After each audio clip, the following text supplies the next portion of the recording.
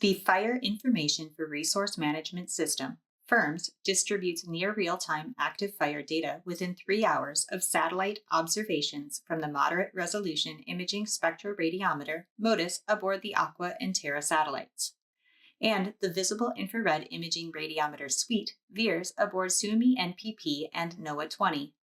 FIRMS fire maps, both global and US-Canada, provide data in an interactive visual format where users can explore a variety of satellite fire data over different periods of time from different instruments in multiple locations worldwide. Discover and learn how to use NASA's FIRMS tools and features. Use this tour to explore layers, data and features, and view fires and imagery for today and historic fires. FIRMS has 2 modes, Basic and Advanced. Basic mode is initiated by default when you access the fire map for the first time. It provides new users with quick access to the active fire data, most viewed dynamic imagery and overlays for today and the last 24 hours. Although it may appear that the whole world is on fire, this is simply due to the relative density and symbol size of the data at this scale. When you zoom in, you can see that there is a lot of space between many individual hotspots. If zoomed in too much, it appears that the entire pixel is an active fire. However, the hotspot could be anywhere in the pixel. In this image, you can see that the fire looks like it crosses this road, but the fire may only be on one side of the road. If looking at VIRS data, the fire could be anywhere in the 375 meters squared pixel. If looking at MODIS data, there could be only one hotspot anywhere in that 1 kilometer squared piece of land that makes up the pixel. Or there could be multiple fires in the 1 kilometer squared pixel. It doesn't mean that the whole pixel is burning. Advanced mode provides users with more features, including satellite orbit tracks and overpass times, as well as a variety of overlays to give more context to the satellite observations. In both modes, users can search data by time frame. 24 hours is the default setting when you first open FIRMS map. It shows fires from 0 o'clock Greenwich Mean Time yesterday to present. Click on the information icon below the 7-day circle to see the date and time indicated range for the display of active fire detection data. Change the selection to Today to view the active fire incidents. Selecting 7 days will enable the Historical tab. This option allows people to view the last 7 days of active fire data. When selecting 7 days, the pick list under the Historical tab jumps to week, and 1 week of data is displayed. However, the range of days can be adjusted by using the pick list under the Historical tab. Use the pick list under Historical tab to select the range of data to display from the past 1 to 31 days. At the bottom of the map, there are other tools, which include the Timeline tool. The Timeline tool is the default when viewing the Historical tab of data, but will need to be selected at the bottom of the screen if you are in the Current tab. This will bring you back to the Historical tab. Your selected dates will appear along the timeline along the bottom of the map. As an alternative, users can adjust the selected timeline, changing the number of days or weeks up to 31 days. On the right of the timeline, as opposed to using the pick list tools under the Historical tab in the right toolbar. Users can access information about individual active fires or hotspots. If you are looking for hotspots for today, the past 24 hours, or up to 31 days ago, make sure that you are sufficiently zoomed in to the area on the map where the fire is located. Click on an active fire or hotspot to display the attribute information collected by each sensor, MODIS and VIRS, on each satellite, Terra, Aqua, Suomi NPP, and NOAA 20. Information includes coordinates, brightness, acquisition time, fire radiative power, confidence, and whether it was collected using day or night bands. Additionally, the time can be adjusted to Greenwich Mean Time or to your local time. As you move your cursor around the map, the coordinates appear in the thin transparent box at the top of the map. Additionally, the selected time frame is also indicated to the right in the box. This type of data is often referred to as temporal extent in remote sensing. To see the time since a fire was detected, open the Fire's Hotspot menu item on the right and select time-based. The color scale varies from deep red, indicating a fire was detected less than 6 hours ago. Bright red indicates that the fire was detected between 6 and 12 hours. Orange, 12 to 24 hours. And yellow indicating a fire was detected over 24 hours ago. Overlays in basic mode consist of administrative boundaries like roads, cities, and countries. There are two options available: basic and detailed. The basic overlay includes major roads and geographic boundaries, while the detailed overlay includes major roads, geographic boundaries, geographic features, and cities. In advanced mode, there are more options, which will be covered later. I'm going to skip over covering advanced overlays and move on to dynamic imagery and static backgrounds. In the Dynamic Imagery expansion menu, you can view satellite imagery for the currently selected day. In basic mode, only options for corrected reflectance true color imagery for MODIS or VIIRS will appear. In advanced mode, there will be options for more satellite imagery, including images from GOES, Landsat, Sentinel, and false color images for VIIRS and MODIS. At the bottom of the map, a gray slider marker will appear when you select a dynamic imagery dataset. This slider reflects the day of the data that is displayed within your selected timeline, indicated by the blue translucent box that appears over the selected dates. For example, if I choose a week as my range of data, then the dates for that week will be within the blue translucent box, and the gray slider will be on the day of the dynamic imagery that is displayed over the map. The range of dates of data that is selected can also be changed by dragging the blue translucent box on the timeline, or by sliding the ends of the box to encase different beginning or end dates.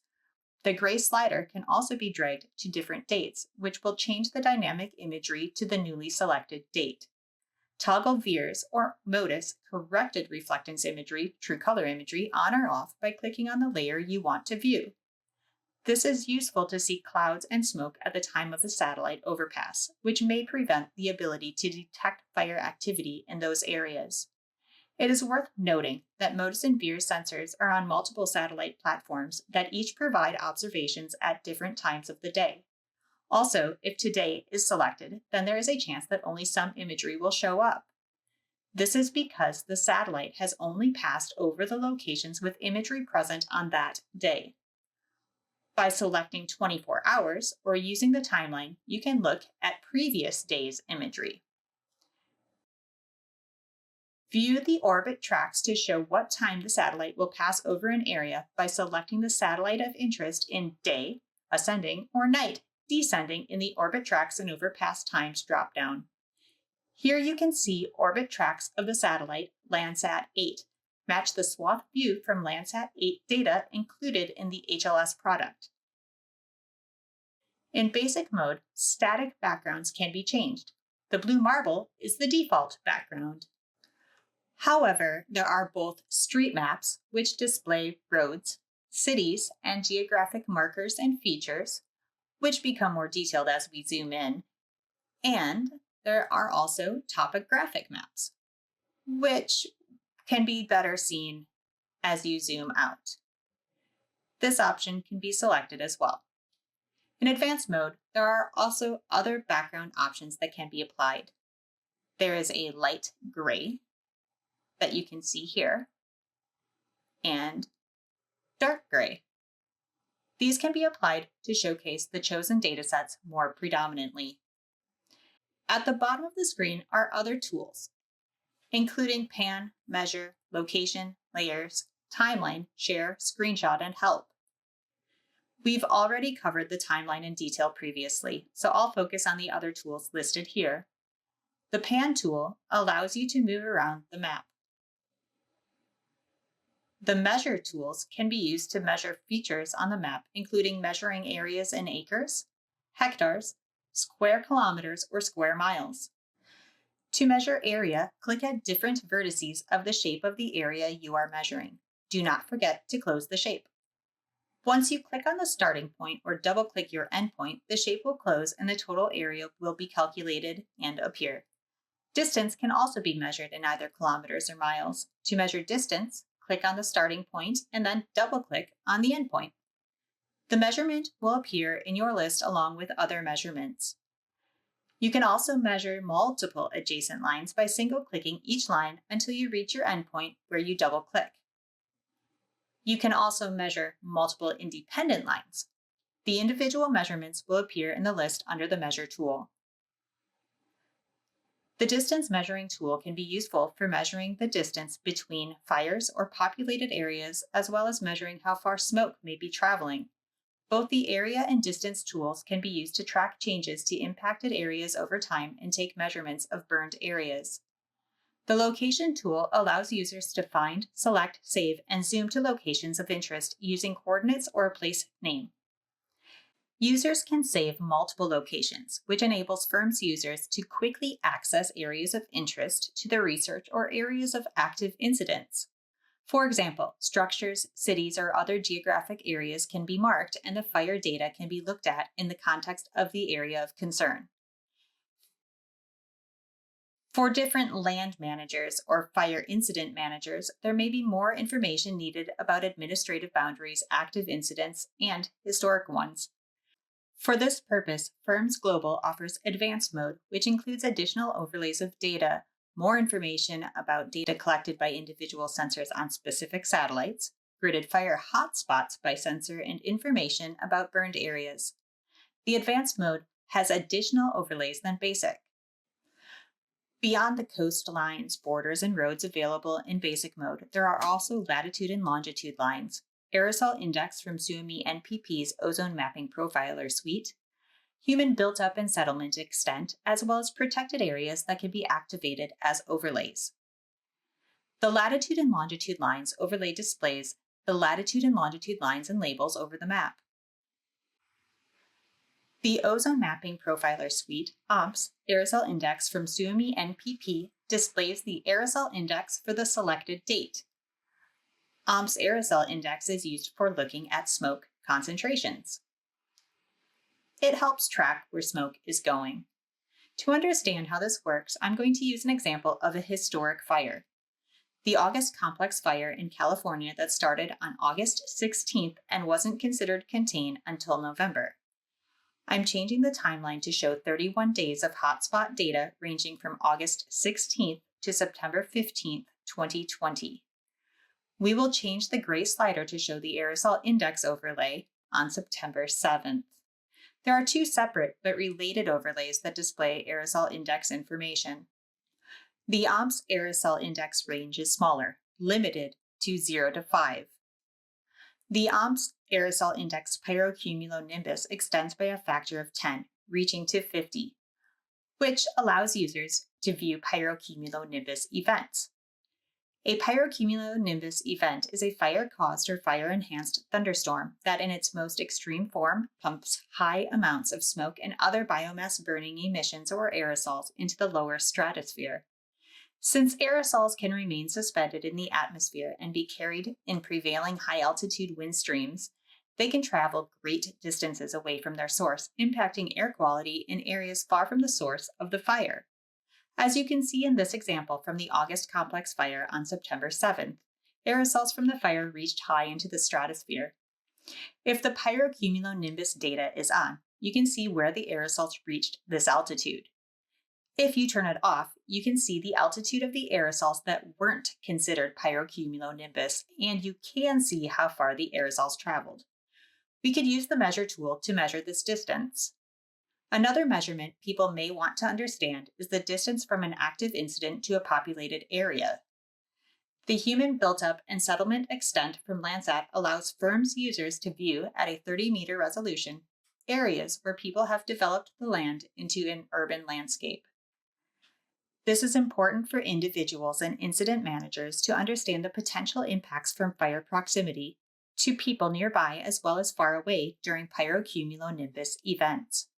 While the Human Built-Up and Settlement Extent allows users to see where people are living or have developed the land, the Protected Areas overlay provides boundaries of protected areas from the World Database on Protected Areas. Here is the area of Yellowstone National Park, and if you click on the area, the information pops up. Clicking elsewhere will display other areas' information. Just across the border from Yellowstone National Park, there is the Tetons Wilderness to the south.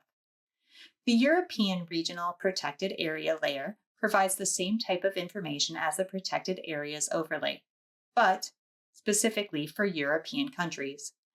The information comes from the same source, the World Database on Protected Areas, but because there are so many protected areas in Europe, this section is kept separate to keep FIRM's performance efficient.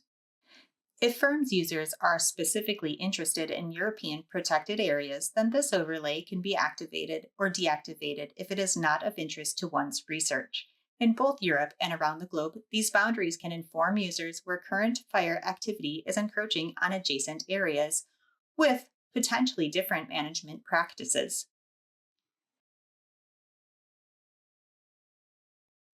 On the right navigation menu, the Burned Areas expansion menu expands to show months of the year that can be selected. Burned area data will appear for any year selected. The colors correspond to the approximate month in which the fires took place, or satellite measurements detected large-scale, 500 square meters, reflectance changes for the year selected.